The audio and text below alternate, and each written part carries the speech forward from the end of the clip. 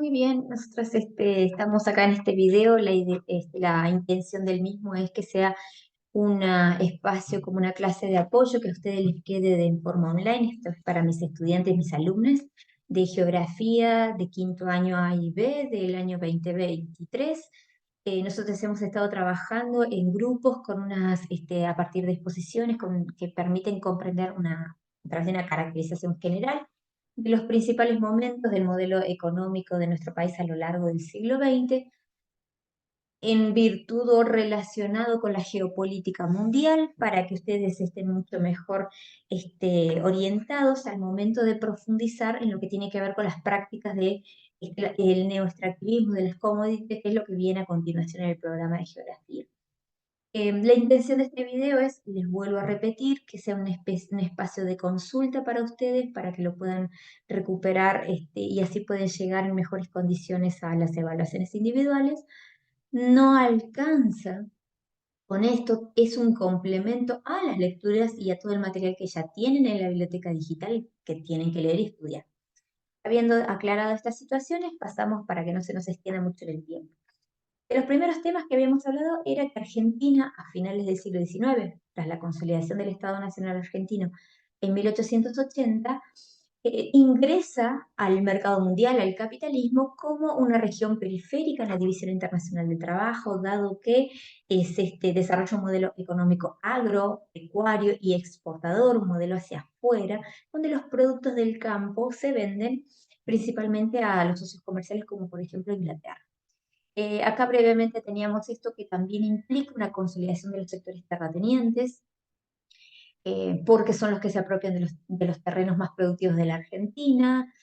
Hay una utilización de la fuerza, estamos hablando de las campañas militares contra los pueblos originarios de la Nueva Patagonia. Y en este mapa yo quise dejarlos para que ustedes tengan una referencia, no lo habíamos trabajado en el aula, me pareció apropiado, que tiene que ver con el tendido de las líneas del ferrocarril, que si ustedes entienden, todas las líneas del ferrocarril, del tendido del ferrocarril, se van a concentrar en Buenos Aires porque de allí se exportan los productos a través del puerto. Es una manera que nos permite comprender muy gráficamente acerca de cómo es un modelo económico orientado hacia afuera. Acá tenemos algunas imágenes de la sociedad rural argentina acerca de cuáles son los sectores realmente privilegiados con este modelo económico, y debajo también acerca de cuáles son los sectores trabajadores en los espacios rurales y urbanos que están asociados a este modelo económico, y que evidentemente, más allá de que sea un momento de gran producción de la Argentina,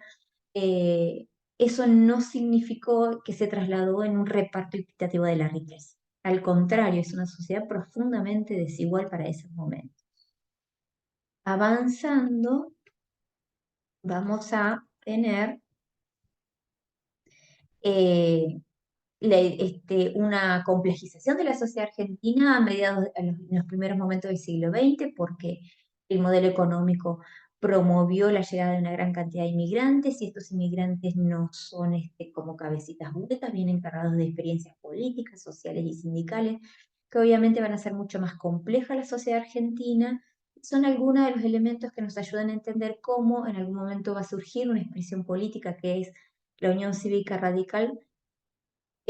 como expresión política de las clases medias emergentes en nuestro país. No nos metemos tanto en ese elemento porque estamos hablando de geografía y no de historia, pero obviamente siempre tenemos que contextualizar. El primer gobierno radical de Hipólito Yrigoyen se da desde 1916 a 1922. Y está caracterizado por una situación compleja internacional, porque cuando él asume, ya hace 2 años que se lleva desarrollada la Primera Guerra Mundial, y el comercio internacional argentino, agroexportador, hacia Europa se había visto interrumpido porque Europa está en un conflicto bélico, y además no nos compra la misma cantidad. Hay algunos problemas con el traslado, el transporte de las mercancías cuando está el mundo en guerra, y además no nos venden los productos industriales que nosotros tradicionalmente les comprábamos, porque la industria europea está orientada obviamente a la guerra. Entonces, ¿qué impacto tiene esa situación geopolítica mundial en el desarrollo de la economía de nuestro país? Ser un país con una economía dependiente acá se va a dar un inicio de un proceso de industrialización por sustitución de importaciones, la ICI, ¿sí? Que tiene una incipiente industrialización con talleres metalúrgicos que permiten reemplazar aquellos productos que no se pueden comprar durante la guerra. Otro elemento en el cual nos afecta la Primera Guerra Mundial es que cuando Estados Unidos ingresa a la misma en 1917, pretende arrastrar, digamos, a todos los países de América Latina bajo su ala, y Argentina toma una posición de neutralidad frente a la misma, marcando una soberanía política, es decir, nuestro país toma las decisiones en relación a ello, lo cual va a generar disgustos con el poderoso país del norte que estaba emergiendo como la potencia mundial que se va a instalar posteriormente. Entonces ahí tenemos dos cuestiones que tienen relación con el contexto internacional. ¿Qué es lo que sucedió después y cómo algunos elementos propios de este periodo? Es que tras la finalizada la Primera Guerra Mundial, los sectores conservadores, los sectores agropecuarios, van a promover una vuelta hacia el agro. Entonces los talleres metalúrgicos se van a ver afectados, esa incipiente industrialización no se va a profundizar. También hay conflictos en el sur, en la Patagonia, que ya los mencionamos, también están ligados al agro y al precio internacional de la lana, que se dan un poquito más adelante, en 1921 y 1922, en las estancias lanares de la Patagonia, con un fuerte proceso represivo hacia a los trabajadores, a los peones de estancias sindicalizados. Otro de los elementos que rescatábamos de este periodo era que un par de meses antes de que se finalice la presidencia, en 1922, eh, Irigoyen le da forma a esta empresa a través de la creación de yacimientos petrolíferos fiscales para tener un mayor control estatal sobre este recurso energético que se estaba perfilando como el recurso energético del siglo XX, que había tenido un proceso previo de conocimiento. Ya sabemos nosotros que desde 1907 se había descubierto petróleo en Comodoro Rivadavia, y que en 1918 se había descubierto petróleo en la comarca petrolera neuquina, que es Cutralcó, y eso va llevando a reconocer diferentes espacios en los cuales está este recurso, y lleva a que Irigoyen em, desarrolle este proyecto, presente este proyecto, digamos, y por decreto cree IPF. ¿Mm? ¿Qué es lo que va a pasar en el contexto internacional después? Nosotros no entramos en detalle, pero el gobierno que continúa a Irigoyen es también radical, es de Alvear, que va a fortalecer le va a dar continuidad a YPF. En 1928 gana por segunda vez la presidencia Irigoyen, y nuevamente va a encontrar un contexto internacional complicado. ¿Por qué? A lo largo de 1920, en el contexto internacional habíamos visto cómo Estados Unidos tiene un ascenso bastante importante respecto al desarrollo de su industria, de su poder, porque es el país que terminó por definir la Primera Guerra Mundial, y que posterior a eso, en una Europa profundamente devastada, son los créditos norteamericanos los que van a propiciar la recuperación de Europa, y va a hacer que el vínculo acá, que lo vamos a marcar aquí, de la economía capitalista sea muy fuerte, porque Estados Unidos tiene un estrecho vínculo con Europa a partir de estos créditos, esta recuperación y otros elementos, y obviamente nosotros nos encontramos conectados con estos dos polos de poder en el mundo, de la geopolítica, con Europa y con Estados Unidos. Con Europa porque seguimos, o sea, se volvió a ese modelo agroexportador en donde nosotros vendemos materia prima y compramos productos industriales, y con Estados Unidos tenemos una relación diferente porque nosotros compramos productos industriales, pero estamos incapacitados para poder venderle y hacer una oferta de materia prima, porque es un país que también tiene un desarrollo interno agrícola ganadero. Entonces no competimos, no podemos entrar a competir con los sectores agrícola ganaderos norteamericanos, que además también están protegidos. Además de eso, durante los años 20, Estados Unidos había consolidado, había avanzado de forma relevante sobre la industria automotriz, la construcción, la industria de la eléctrica, de la siderurgia, la química. Recordemos algunas empresas como la Ford, United Steel and Company, que hablábamos acerca de este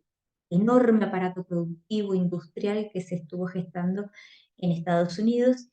y que por otras cuestiones a lo largo, a fines de la década del 20, va a entrar en 1929 en una crisis financiera y productiva. Nosotros hablamos acá de la sobreproducción de la economía real, que tenía que ver con esto de que eh, bajo la idea liberal, en donde se consideraba que el mercado no se iba a saturar nunca, que todo lo que una producción, si un producto se ofrece al mercado, iba a ser comprado y que por lo tanto el mercado se regulaba solo, ¿sí? La oferta determina la demanda, no iba a haber problema y era uno de los argumentos de la teoría clásica del liberalismo económico. No, el mercado es libre, se puede autorregular perfecto y no hace falta que los estados intervengan en el desarrollo económico. La crisis de 1929-1930, que se transforma en una crisis mundial, viene a demostrar que esa teoría en algún punto ya no funciona más, porque generó una sobreproducción, sobran productos,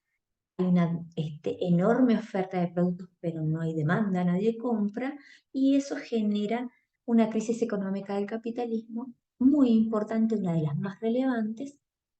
se inicia en Estados Unidos, que se replica en Europa y también, por supuesto, en América Latina. Obviamente, en nuestro caso, ¿qué es lo que va a pasar? Va a suceder que Argentina va a entrar, va a ser afectada por la crisis y va a ser uno de los motivos que van a llevar al golpe de Estado en 1930. Habíamos quedado con que Irigoyen estaba en su segundo gobierno, se va a ver afectado por este contexto internacional y además hay elementos internos que tienen que ver con la política económica, con el desarrollo energético, porque literalmente un día antes de que se desarrolle el golpe de Estado, un día posterior, perdón, al golpe de Estado, Irigoyen contaba con la capacidad para poder generar una nacionalización del petróleo, de ese recurso energético. Y el 6 de septiembre de 1930 se produce el primer golpe de Estado de la Argentina. Los gobiernos que van a venir después de él, después de ese golpe de Estado, la restauración conservadora, van a ser profundamente fraudulentos y va a tener una orientación hacia los sectores más conservadores del país, hacia la oligarquía agrícola ganadera, a beneficiar a esos sectores, no a las clases medias o populares. Esto también se va a ver replicado en las políticas económicas. Recordemos que el mundo capitalista está en crisis, que necesitan salir a salvar el capitalismo y aparece, como acá aparece en la foto, este economista británico Keynes, que va a postular que la salida a la crisis para salvar al capitalismo es generar un Estado fuerte, interventor, que lleve bienestar. La idea es salvar al sistema capitalista, ¿sí? Que se van a implementar diferentes medidas de intervención, de control de cambio, de controles financieros, pero que nosotros nos concentramos cómo esto repercute en Argentina. En esa década nosotros tenemos que los gobiernos van a generar una intervención económica, por ejemplo, las juntas reguladoras, que son instituciones del Estado que le garantizan a los sectores agropecuarios que les van a comprar su producción. Junta reguladora de la carne, de los cereales, de la leche, de la yerba mate. Esas instituciones le garantizan al productor la compra que no está pudiendo vender por la crisis, se encarga de ponerla en el comercio exterior, obviamente que entran divisas, dinero, y ese dinero no es controlado por los privados, sino que va al Banco Central de la República Argentina, institución creada en esa década, puede otorgar créditos o que puede activar el mercado interno, pero que en definitiva siempre va a estar orientada en esos momentos a salvar a los sectores agropecuarios. Un ejemplo de esa intervención era el pacto económico conocido como Roca-Runciman, que es que tiene los apellidos de los dos ministros de Economía. Roca, hijo de Julio Argentino Roca, y es una expresión profunda de la oligarquía de los sectores terratenientes, que hace un tratado económico con Runciman, que es el ministro del Imperio Británico, para garantizar la compra de la carne argentina. En muy malos términos, la verdad, porque termina saliendo beneficiada de Inglaterra. Eso también es un elemento que nos permite también ir sosteniendo esta idea de un país dependiente y en donde los sectores políticos también cuando actúan, actúan en relación de dependencia con el capitalismo internacional. En ese mismo, después vamos a tener una década donde hay una gran cantidad de fraude electoral y demás, y se va a modificar la situación política en 1943, cuando hay un nuevo golpe de Estado del Grupo de Oficiales Unidos, el GO, y donde uno de los integrantes que aparece allí es Juan Domingo Perón. ¿Sí? Brevemente, nosotros habíamos hablado de un ascenso meteórico de Perón en diferentes posiciones del Estado, porque primero es secretario de Trabajo y Previsión, después va a asumir como ministro de Guerra y como vicepresidente. En 2 años, este hombre logró entender que la Argentina se había modificado, que había una enorme cantidad de población, que son los sectores populares, eh, que no tienen una representación política definida, y él va a asumir esa representación. Como secretario de Trabajo y Previsión, tiende a tratar de intervenir en los conflictos entre los sindicatos y las patronales, y lo novedoso es que tiende a resolver en favor de los sindicatos. Es el momento en el cual empieza a regularse un estatuto de peón de estancia que le garantiza derechos a los peones de estancia, cosa que antes no sucedía. Se genera el aguinaldo, aumentos salariales, pago por accidentes, vacaciones pagas. Entonces, no es algo que sea único, inesperado, sino que tenemos que entenderlo que es una expresión también de lo que pasaba en otros lugares del mundo, esta idea del Estado que interviene, un Estado fuerte que adquiere un rol fundamental. La variable es que este tipo de gobiernos, que no va a ser solo Perón acá, sino que va a haber otros gobiernos latinoamericanos similares o con el mismo proyectos, es que garantiza o está pensando ese rol del Estado para garantizar derechos y servicios a los sectores populares, que son su base política de él. Sin entrar en mayores detalles, nosotros nos vamos a orientar en el modelo económico, que fíjense que es este, tomar algunos elementos de algo que venía previo, que era un Estado interventor, la Junta Reguladora, pero que ahora va a aparecer acá el IAPI, ay, perdón, el IAPI, recuerden, Instituto Argentino de Promoción para el Intercambio, que viene a controlar el comercio exterior, que va a poner los productos al mercado, que va a traer divisas, que las va a controlar a través de una institución financiera como es el Banco Central, que lo fortalece,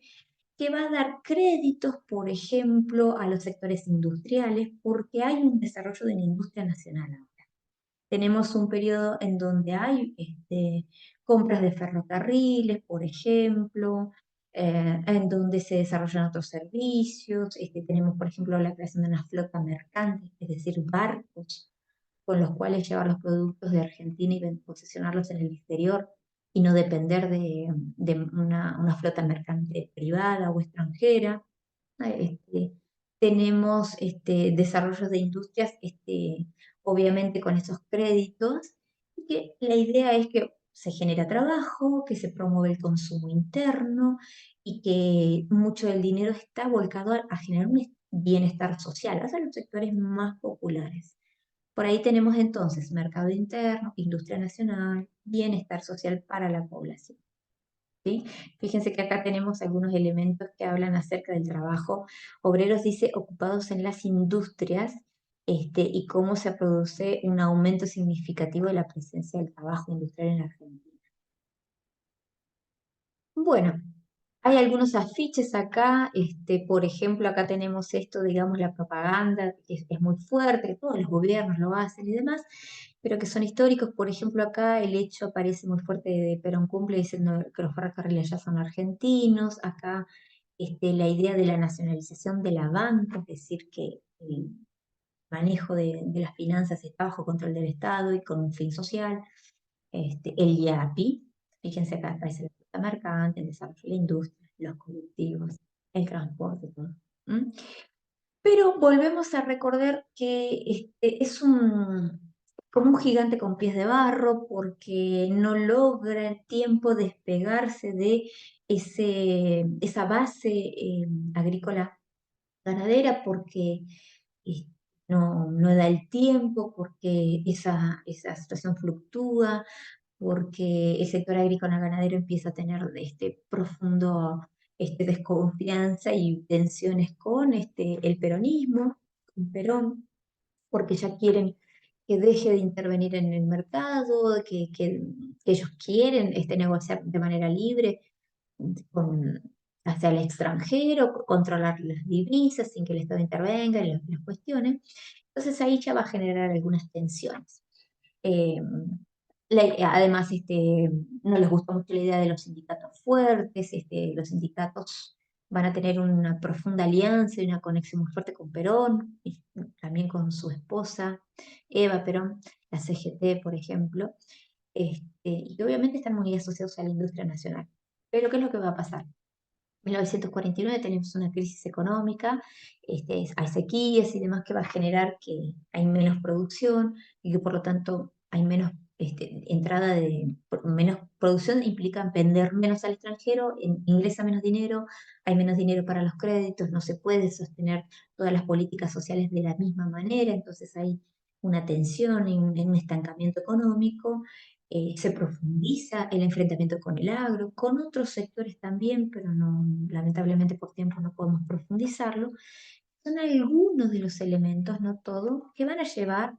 que en 1955 se produzca otro golpe de Estado, ya vamos por el tercero,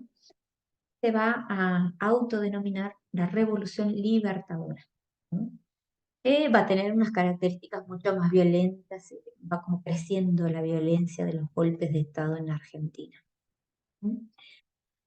Después de este gobierno, a grandes rasgos, no seguimos una linealidad del proceso político, sino estamos, recuerden, pensando en los modelos económicos. En la década de los 60 ya tenemos una etapa del desarrollismo en Argentina. Principalmente como referente vamos a tener a Arturo Frondizi, un presidente radical, que se va a encontrar en un contexto internacional muy particular, porque ya la Segunda Guerra Mundial terminó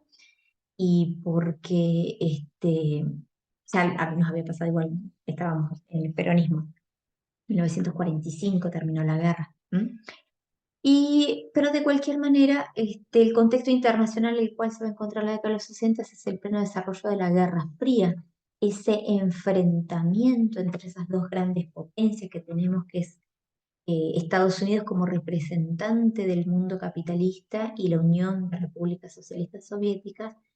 como el representante del bloque soviético, del mundo socialista. Entonces tenemos dos grandes bloques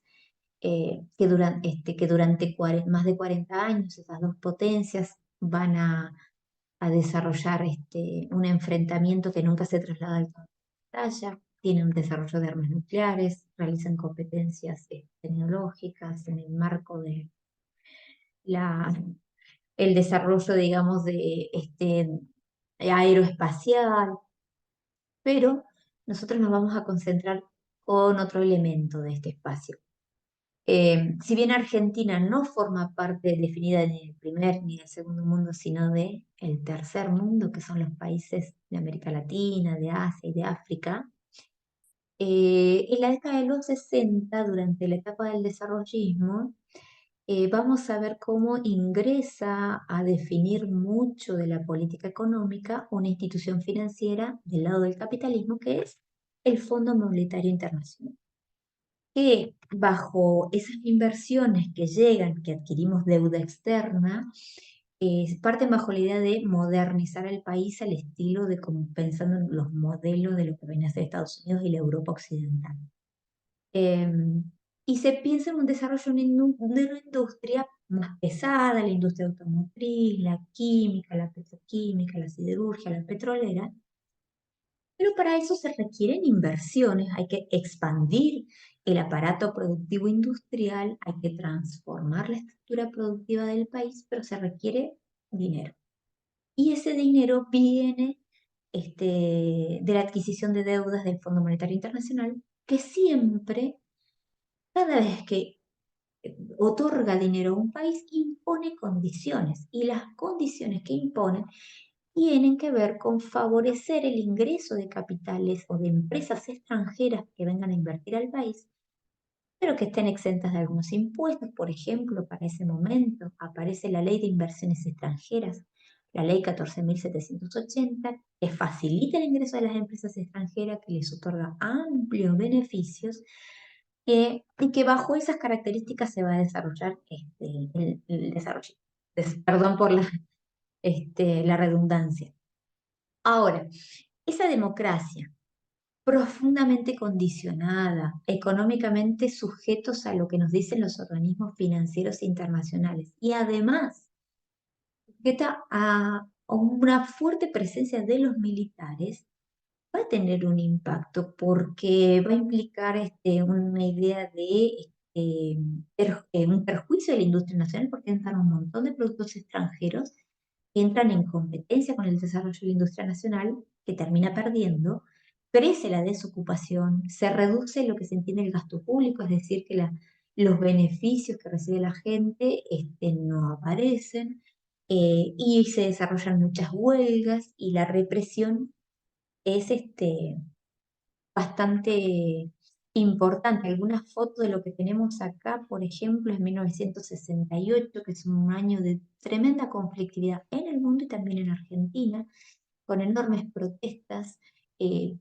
parten de trabajadores de la industria automotriz, por ejemplo, en Córdoba, y que sumado al descontento general de la población van a tener un impacto mucho más fuerte, no solo en Córdoba, sino a lo largo del país. Es un momento complicado de nuestro país. A grandes rasgos vamos a pasar a lo que es el último golpe de Estado, la dictadura cívico-militar, que se autodeterminó el proceso de reorganización nacional, que asume el 24 de marzo de 1976, que es un golpe de Estado, el último golpe de Estado, que pretende reorganizar la sociedad bajo sus propios términos, que es el terrorismo de Estado, que es algo que siempre hemos trabajado en otras instancias, que se trabaja como algo transversal en la fecha acorde, pero que nosotros aquí vamos a tratar de orientarnos en lo que es el plan económico. ¿Mm? El plan económico va a ser básicamente desmantelar el aparato productivo nacional y promover la entrada de capitales extranjeros, va a eliminar las restricciones a la importación de los productos agropecuarios. El país deja de recaudar impuestos, hay mucha fuga, hay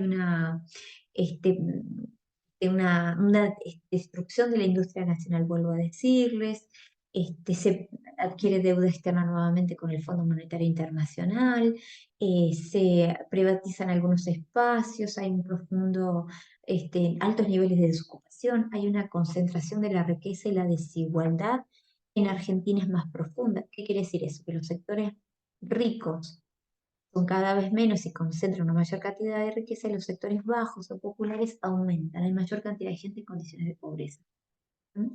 Y este plan económico también está ligado, vinculado al plan represivo, porque de esos 30.000 compañeros desaparecidos, hay un enorme porcentaje que son trabajadores y trabajadoras, obreros de las fábricas, de los sectores de educación, abogados, pero que son sectores que tenían una participación activa en la sociedad, en los sindicatos y demás, y que son los primeros a los cuales se apunta el proceso represivo. Entiéndase, capturarlos, llevarlos a los centros clandestinos de detención, que pasen por un proceso de tortura tremendo y que muchos de ellos, de los cuales no sabemos dónde están porque son desaparecidos. Entonces, ese proceso represivo está ligado a una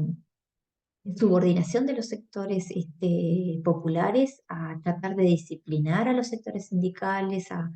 y fortalecer a los sectores más poderosos de la Argentina en alianza con algunos sectores extranjeros. En la foto tenemos al ministro de Economía en ese momento, José Martínez de Uso. Esa etapa es la etapa del el neoliberalismo. ¿M? Acá tenemos algunas cuestiones que nos hablan acerca de cómo impactaron estas medidas económicas en las clases trabajadoras, esas medidas. Se suspenden negociaciones salariales, no se pierde el derecho constitucional a huelga, las empresas estaban autorizadas a despedir sin motivo, hay muchas empresas automotrices o del sector, por ejemplo, las azucareras como la Ledesma, Mercedes-Benz, en términos automotrices, que brindaban información acerca de sus trabajadores, trabajadoras que estaban sindicalizados y el aparato represivo entraba a las fábricas, la venia y la autorización de los dueños, y esas personas pasaban a engrosar el sector de los desaparecidos en nuestro país. Bueno, nosotros ahí vamos a pegar un salto, digamos, que tenía que ver con la consolidación de la etapa neoliberal en la Argentina, con el segundo momento fuerte del neoliberalismo, que es con la llegada de la presidencia de Carlos Saúl Menem. Brevemente, 1983, la dictadura militar cae por un montón de cuestiones, de circunstancias, y asume el presidente radical de la transición democrática, que es el doctor Raúl Alfonsín.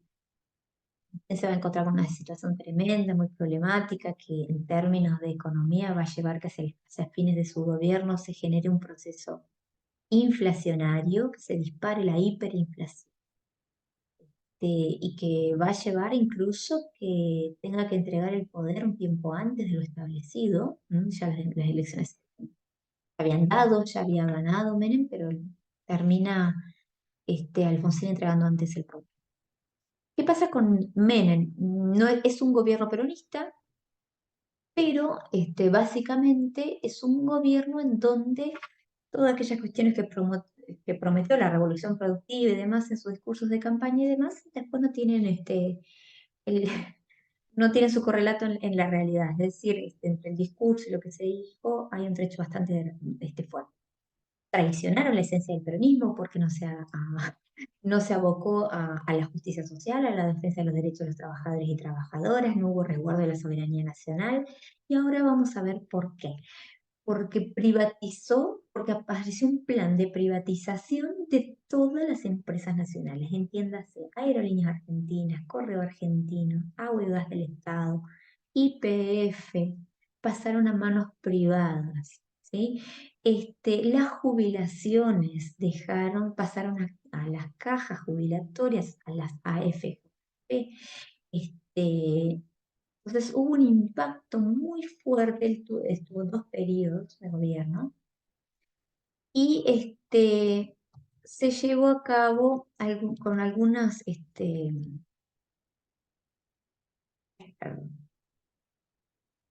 elementos que tenían que ver, por ejemplo, con desarrollar un plan de convertibilidad, es decir, que se supone que un peso argentino valía $1, ¿sí? Que es totalmente ficticio. ¿Cómo se sostiene el hecho de que un peso argentino valga lo mismo que $1?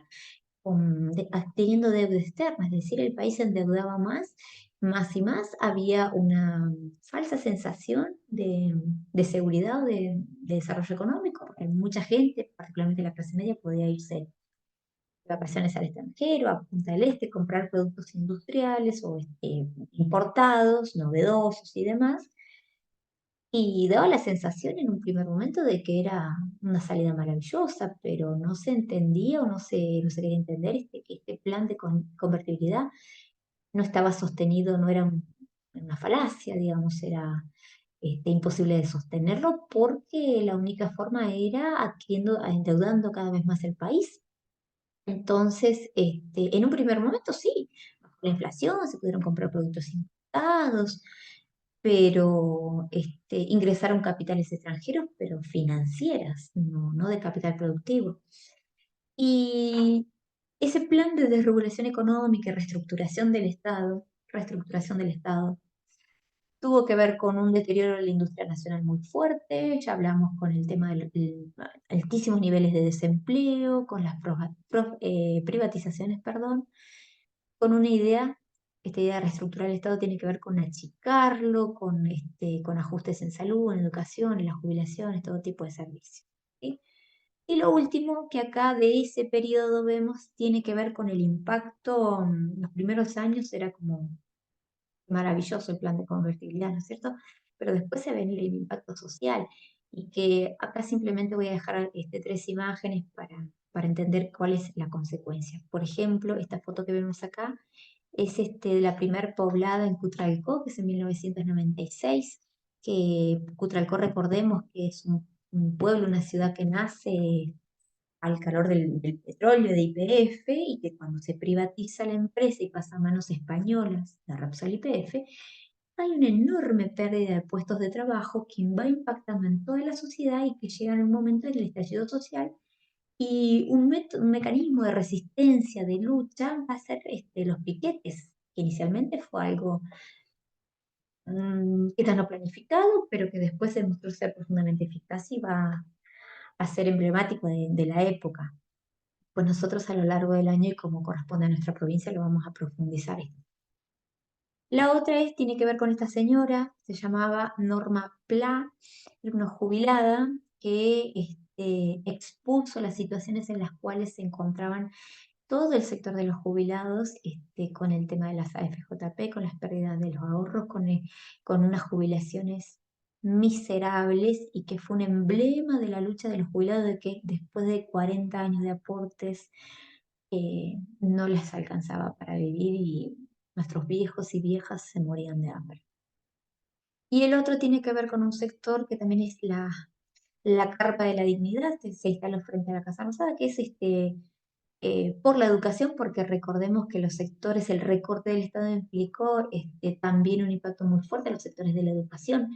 y un desmantelamiento de la educación y de salud. ¿M? Esta situación, hasta 1999, Menem va a dejar el gobierno, va a asumir un nuevo gobierno que se va a llamar de la Alianza, con algunos,